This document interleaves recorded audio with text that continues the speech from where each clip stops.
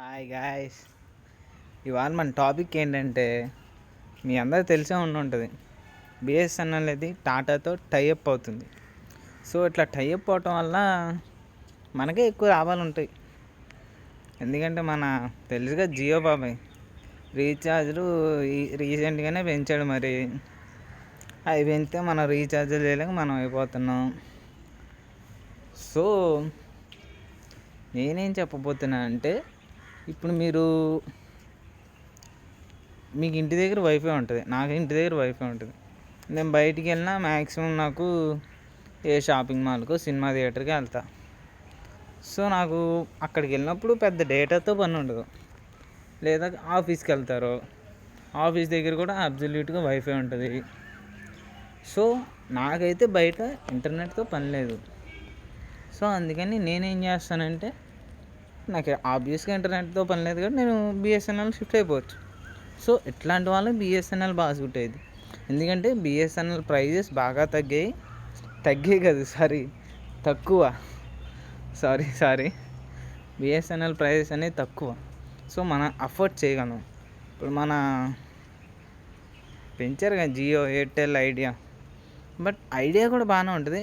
మీకు only phone calls important అంటే డేటాతో నాకు బయట పెద్ద పని లేదు అనుకుంటేనే మీరు బిఎస్ఎన్ఎల్ షిఫ్ట్ అవ్వండి. లేదంటే better stick with your own network. Okay, but గుర్తుంచుకోండి, బిఎస్ఎన్ఎల్ అనేది పల్లెటూరులో మారుమూల గ్రామాల్లో కూడా ఫోన్ కాల్స్ చేసుకున్నాను సిగ్నల్ అద్దిరిపోయిద్ది. ఓకే, సో బట్ నేను ఎక్కువ బయటికి వెళ్తా. నాకు ఇట్లా మార్కెటింగ్ వీళ్ళు ఉంటారు చూడండి, వాళ్ళకైతే బిఎస్ఎన్ఎల్ పెద్ద సెట్ అవ్వదు.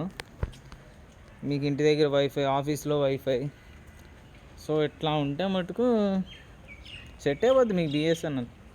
మీరు బెటర్ వెంటనే పోర్ట్ చేయించేసుకోండి.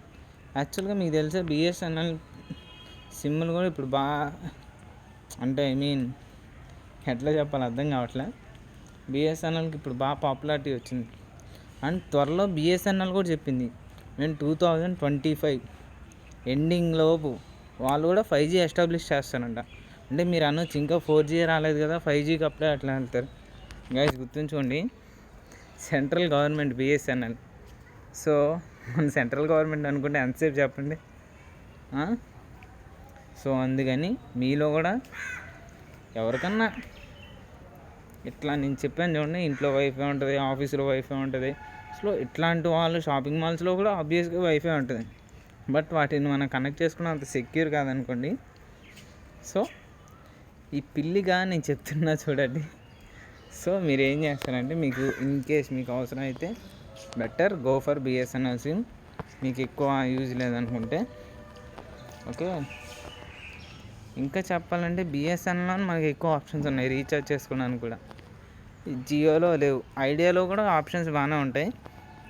ఓకే, సో ఇంక చెప్పేది ఏముంటుంది, అంతా మీ డెసిషనే.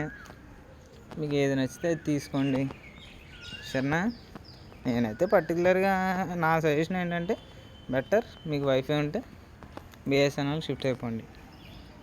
ఓకే, ఎందుకంటే తెలుసు కదా మన టాటా పవర్ ఏంటో తెలుసు కదా. అసలు దేనన్నా గుద్దితే అవతల పక్క డ్యామేజ్ అవ్వాలి, కానీ యువతల పక్క మినిమం డ్యామేజ్, అవతల పక్క మ్యాక్సిమం డ్యామేజ్ ఉంటుంది. తెలుసు కదా మన టాటా గురించి. ఓకే, అంతే. ఇంకేమన్నా చెప్పాలనుకుంటే నెక్స్ట్ టైం చెప్తాను. కానీ బట్ బిఎస్ఎన్ఎల్ అయితే చాలా మంచిది.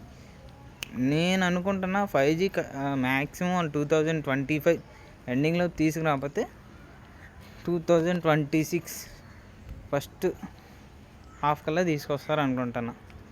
ఓకే, 5Gతో ఇప్పుడు ఏం పని ఉంది చెప్పండి. మన ఫోన్ కూడా సపోర్ట్ చేయాలి కదా. మనం 5G తీసేసుకుంటే మీరేం వెంటనే 5G ఫోన్ కొనేరు కదా. 5G వచ్చిందని, ఇప్పుడు 5G వచ్చింది జియోది, అందరు 5G ఫోన్ కొనేస్తున్నారు ఏంటి. అవసరం ఉన్నవాడు 5G ఫోన్ కొనుక్కుంటున్నాడు, కొత్త ఫోన్ కొనుక్కోవాలనుకున్నాడు, అంతే కదా. So better go for BSNL, my suggestion. And నేను కూడా మ్యాక్సిమం చేంజ్ చేసేసుకుంటా. Okay. That's it for this video. ఏంటండి ఎట్లా చెప్పానంటారు, ఒకసారి అది చూడండి. ఓ వీడియో స్ట్రక్ అయిందా? Not at all a problem. Okay, bye bye. Okay, నాకు ఈ కన్ను కొడతాను రావట్లేదు. మన పిల్ల ఏమో కన్ను కొట్టేసింది మీకు. ఓకే ఓకే, సరే బాయ్ బాయ్ టాటా. ఓకే.